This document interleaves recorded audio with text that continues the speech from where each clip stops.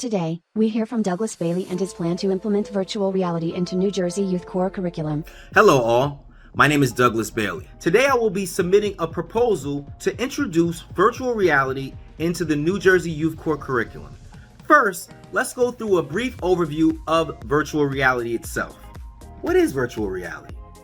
Virtual reality offers 3D simulated environments by using a headset to immerse users into an artificial space that can be an exact replication or something made up. Virtual reality also allows users to visually and physically interact through the environment by using hand controllers.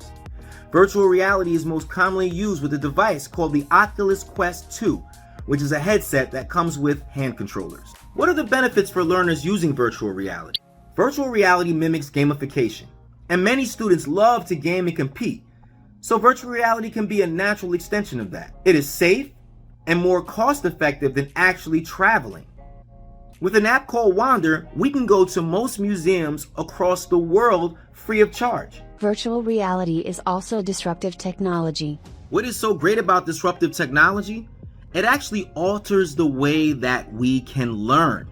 So once again, instead of us physically going to, let's say, Paris to see the Eiffel Tower, we can actually visit the Eiffel Tower through virtual reality. Another benefit of virtual reality is that it helps to build on empathy. VR simulations such as 846, which is based on the tragic 9/11 terrorist attack, and War Remains, based on trench battles during World War I, recreate immersive situations which place the users directly within history. Another benefit of the Oculus Quest 2 usage is for those visual and tactile learners. They will become more engaged because the Oculus meets their needs directly. What are some of the potential issues when utilizing the Oculus Quest 2? Well, for one, we're still in the midst of a pandemic. So although I'm recommending for our program to purchase at least 3 because of the expense, that means those 3 Oculus devices are going to have to be shared between, let's say, 15 to 20 students. So it can be a bit time consuming to make sure that we disinfect the Oculus after every usage. However, we do have a cleaning kit that can help take care of that. Another potential issue is carelessness. Sometimes people are not as careful with things that they haven't purchased or owned themselves. Youth Corps services 50 students throughout one academic year. Our budget cannot handle purchasing an Oculus Quest 2 every single time something happens. We have to make sure that students understand the responsibility of taking care of such an expensive and important device. What is the cost of the Oculus 2? The Oculus Quest 2 has 2 storage options. The 156GB version is retailed at $299. The 256GB version is retailed for $399. In terms of training and development with using the Oculus Quest 2, there is a very cool tutorial that every first-time Oculus user can utilize, and that is called First Contact. And through the First Contact virtual reality simulation, users will understand how to operate their headset as well as make the best use of the 2 hand controllers that it comes with. So there's not much of a learning curve, and it's actually quite easy to pick up on how to use the Oculus by pulling up the First Contact simulation. To use the Oculus Quest 2, we have set up a Youth Corps Facebook account for students to log on to.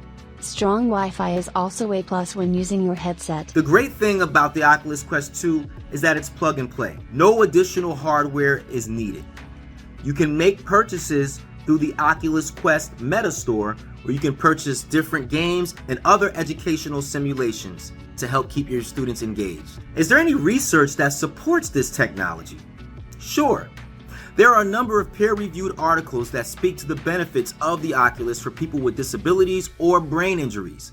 The Oculus can also double as a training guide for doctors to practice surgical procedures. I will list a few in my reference section. Are there any professional organizations that support this type of technology? Absolutely.